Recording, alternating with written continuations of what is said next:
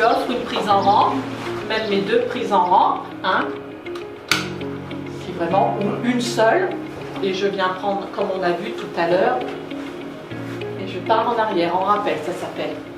Hein, la force va faire venir le résident.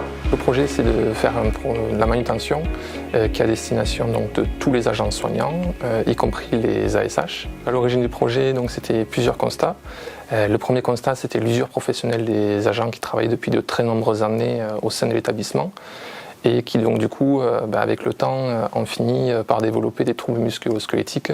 Ensuite, on a constaté de nombreux accidents du travail et en parallèle, donc un absentéisme qui était important. Nous allons vous montrer quelques techniques pour que la personne âgée intervienne davantage. L'originalité du projet, c'est qu'au-delà de la manutention, il y a aussi tout l'aspect relationnel qu'on peut avoir avec les résidents. Lorsqu'on effectue un déplacement, lorsqu'on effectue un soin avec le résident, certes c'est un soin au sens technique, mais c'est aussi un moment relationnel où on discute avec le résident. Et donc toute cette partie relationnelle est abordée durant la formation.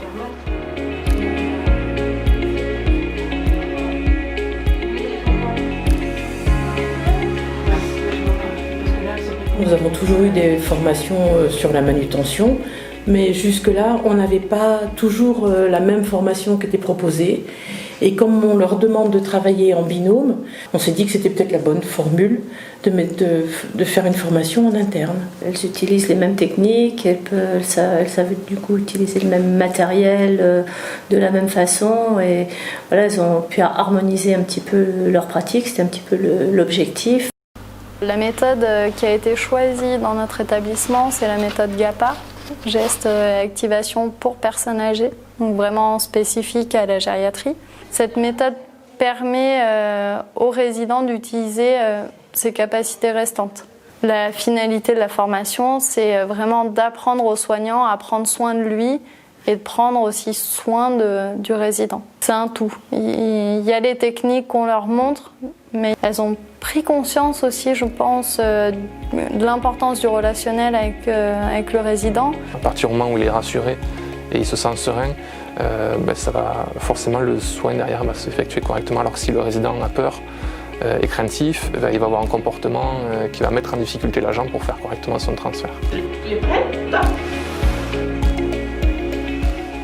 Tous les mois ou tous les 2 mois, on fait une formation sur 3 jours, sur un groupe environ de 10 personnes. Tu es prête ?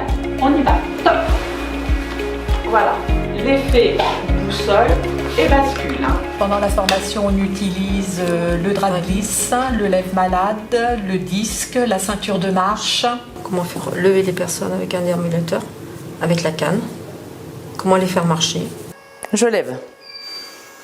C'est une formation dynamique, c'est de la pratique. C'est des personnes de notre établissement qui nous le font, donc on peut poser toutes les questions qu'on a à poser.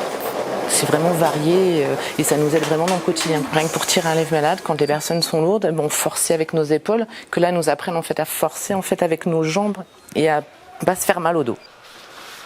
Les soignants sont contents de la formation, sont prêts à s'investir, à changer un petit peu les habitudes. Ils savent qu'il faut utiliser les bonnes postures, les bons gestes pour se protéger.